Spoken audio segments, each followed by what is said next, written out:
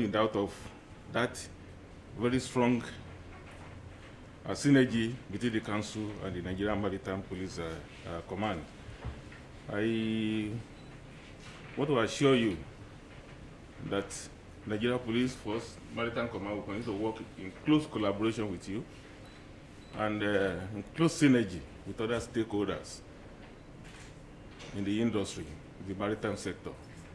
And I'm not oblivious of the importance of this sector to the Nigerian economy because outside oil, this sector contributes immensely to the Nigerian economy.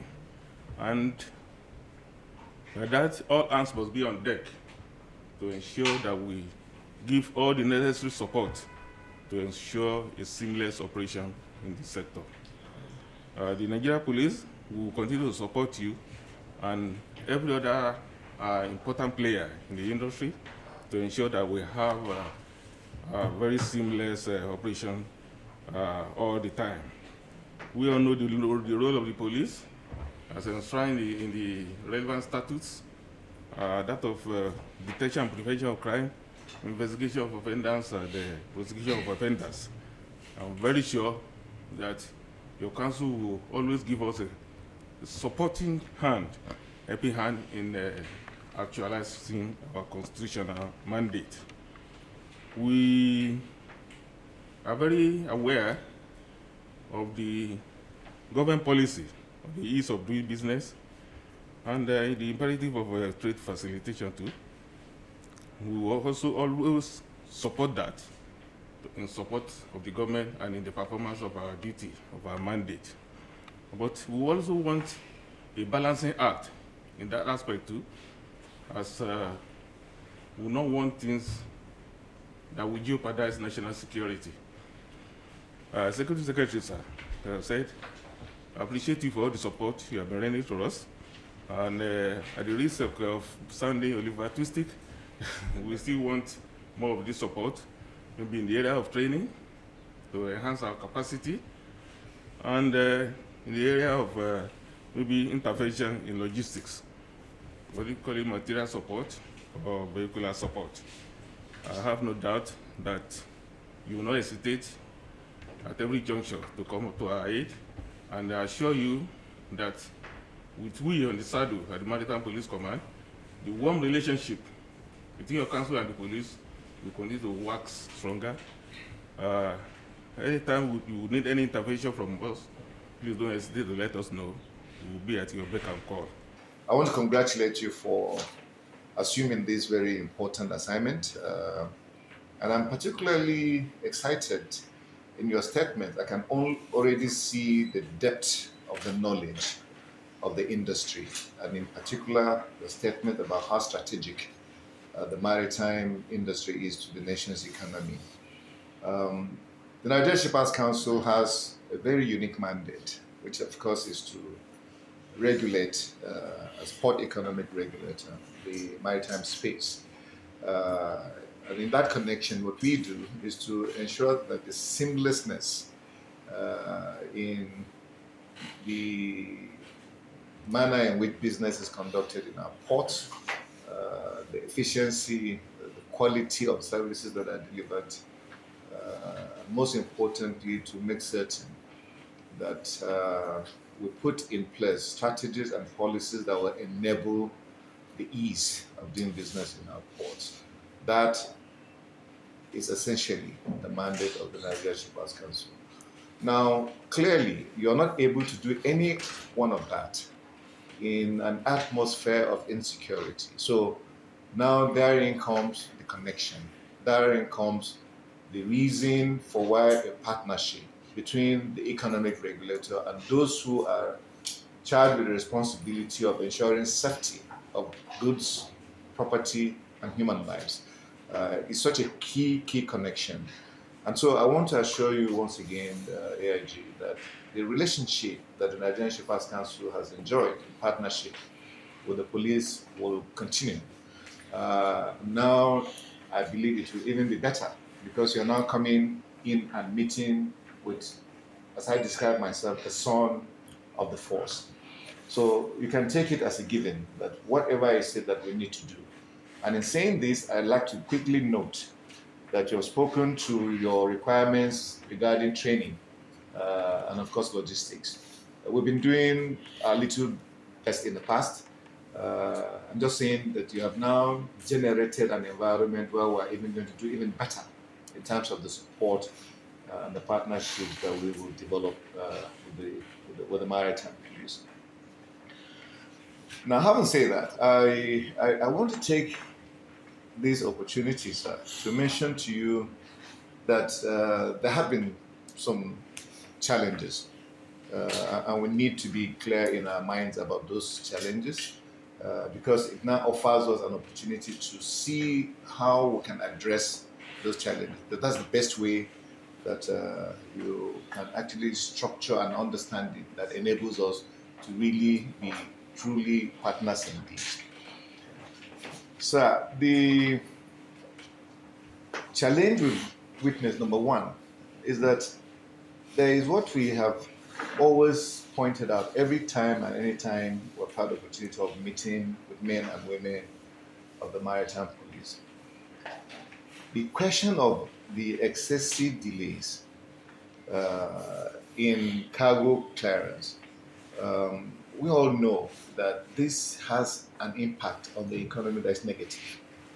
You see, accumulation of demurrage and storage charges, which are as a result of the detention of containers, is something that to the Nigerian Shippers Council has become of great concern. And we've managed somehow to put it on the front burner every time we've had the opportunity of doing this.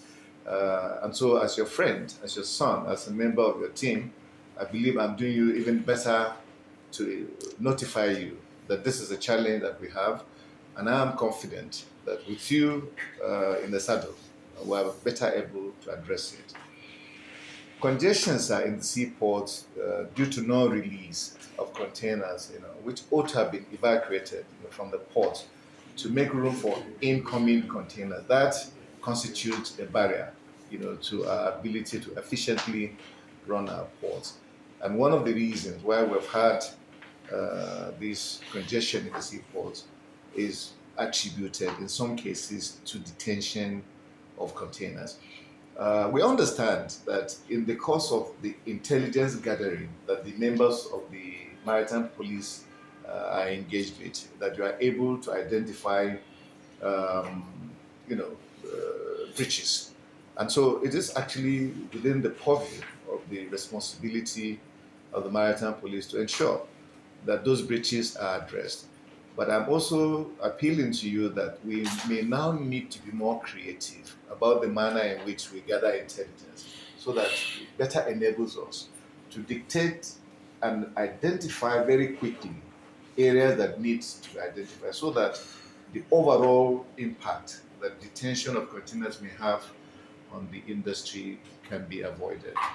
Let me give you one little development that is occurring on our shipping horizon that I believe both the Nigerian Police Force and the Nigerian Shippers Council will take advantage of. A little while ago, the federal government in its approved for the Nigerian Shippers Council, the implementation of what is called the cargo tracking note. Now, that is the device that at once will provide the kind of intelligence that I'm not even sure that human capacity is able to gather. With cargo tracking notes, we're able to identify from the port of origin the total content of whatever is coming on the vessel in all of the cargo, right from the point of origin to the port of destination. We're able to identify breaches before they even ever arrive on our shores. I believe partnering with you, if we provide for you evidence ahead of the arrival of such a vessel, that will provide you the ability to be able to quickly nip any such infraction that will arrive on our shores. You spoke about proliferation of small arms, for example. We're able to identify that now once cargo implementation starts. So this is the kind of partnership that I believe, not only is it technical, but it's also, beyond human capacity to the extent that it allows us real time and ability to identify those kinds of infractions before they ever get to our shores. I think that will help both of us. So I thought I should just mention that quickly. Of course, the reason why we have poor rating of our ports is due to long cargo dwell time. And what is long cargo dwell time? It's just an inability to clear cargo out of our port as quickly as as it should. That is part of the reason why we're having what is described as long cargo dwell time in our ports. Today, the Nigerian Shippers Council, working under a platform that's called the Port Standing Task Team, and very soon I'm sure you're going to be hearing the name if you haven't had yet. Fadigbe is sitting across the table from you, so that's it. Here we refer to him as the star boy. I sometimes wonder why he's not on your side. I don't know why he's on top. Oh, you are. Okay, interesting. So that is a very, very unique development also, because the PSTT, as we call them, it's an interagency platform. I'm sure you probably have all of the information on that. But the Nigerian Shippers Council was also given the privilege of leading it, and that's why the gentleman here is the national coordinator of the team. Their work is going to be very helpful to what the police does, and they are not able to function effectively without the police. So you see, again, there are areas in which that synergy, is very critical. So in summary, sir, I won't take too much of your time to begin to talk to you about the things I believe you know already very, very well. Like I said, I've commended your depth of knowledge of the industry. And that works for us, because all we needed to have is this industry is knowledge based, as I keep saying. And so if you bring in someone like your good steps, who has already demonstrated from the onset an understanding of what the industry requires and what actually is needed for us to be efficient in the way that we conduct our businesses, that I think is a recipe for a very successful tenure. I'm hopeful, sir, that by the time you'll have been done with your tenure here, the story that will be coming out of the mouth of the shipping community will be that when AIG, Ayoku came into the port sector, the Nigerian economy, there was greater efficiency that was delivered. Please take that, sir, as a legacy that you must deliver to your country.